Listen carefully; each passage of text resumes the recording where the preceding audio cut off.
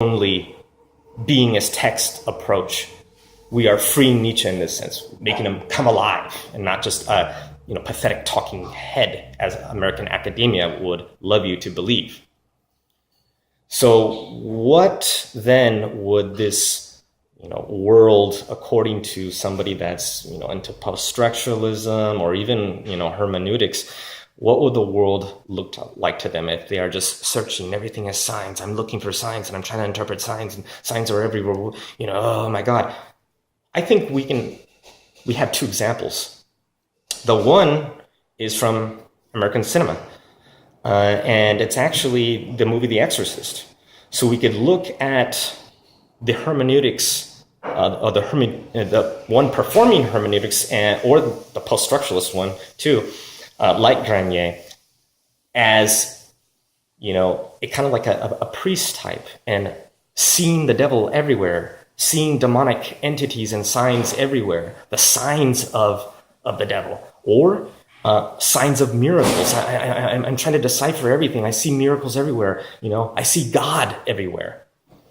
And I think that would be a great way to see or look through the film The Exorcist. How far are they willing to go if they're saying language is everything? The film, much like Deleuze uses films to test out the waters, to test out their theory.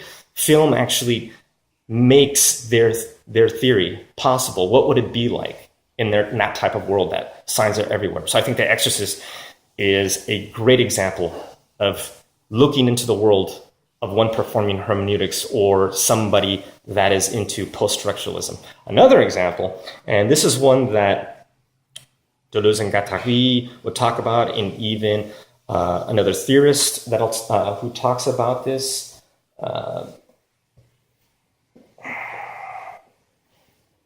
In Essays Critical and Clinical, we find Daniel W. Smith, translated by Daniel W. Smith and Michael A. Greco, and some other works, that the hypochondriac is a great example of how the post-structurists will look at the world. The hypochondriac is a good example of the one performing hermeneutics.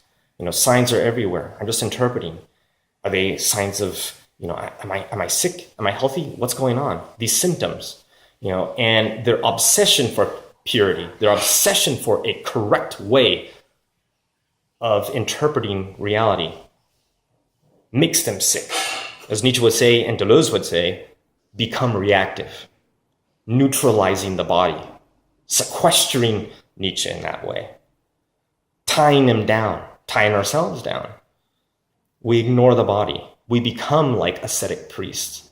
We pine for a kind of ethereal, beyond, or an idealized environment.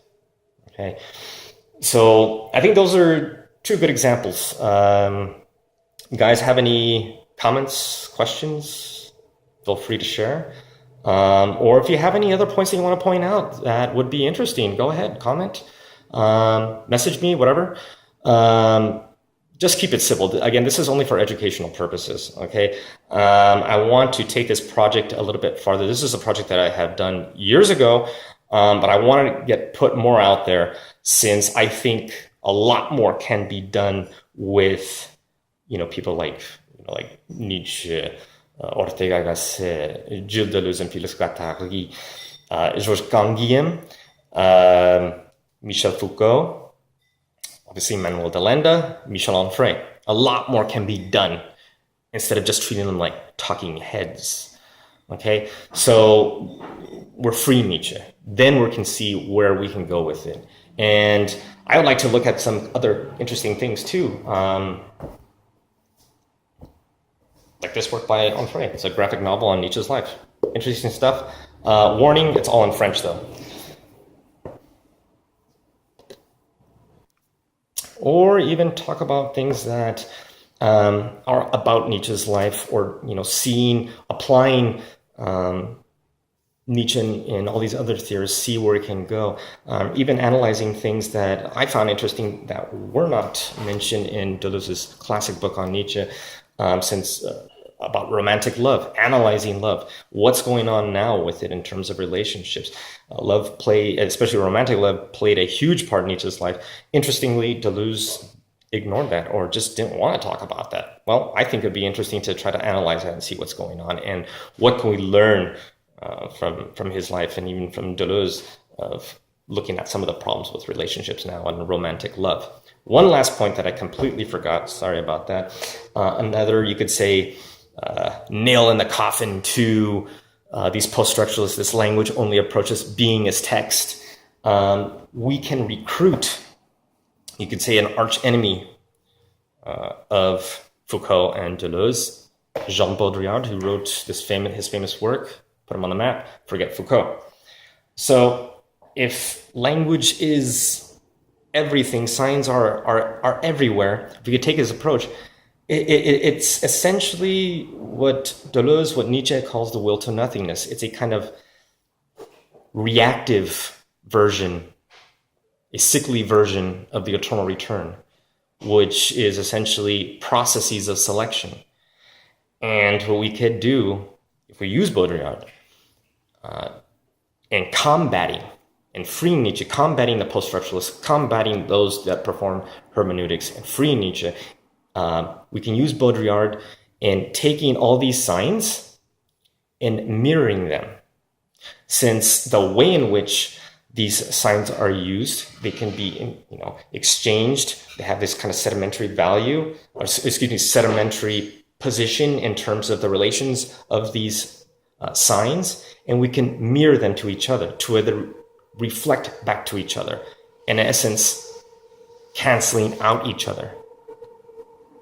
So I think that's actually very interesting and I think it's much the case that we can use Baudrillard, use a kind of reactive, sick eternal return to combat the reactiveness of post-structuralism, combat the becoming reactive of hermeneutics. Okay, so that's about the end of this video. I know it's kind of like choppy, sorry about that. First video, crappy filming quality. Again, sorry about that. With time, hopefully it'll get better. And again, apologies if I seem just a little bit nervous or whatever, just first time for me doing this kind of thing. Hopefully it'll develop, and I plan to develop this already. There's, this whole project's already more or less planned out. I just have to chop it up into different videos so it can be not so exhausting for viewers. Okay, guys, I'll see you later. Bye.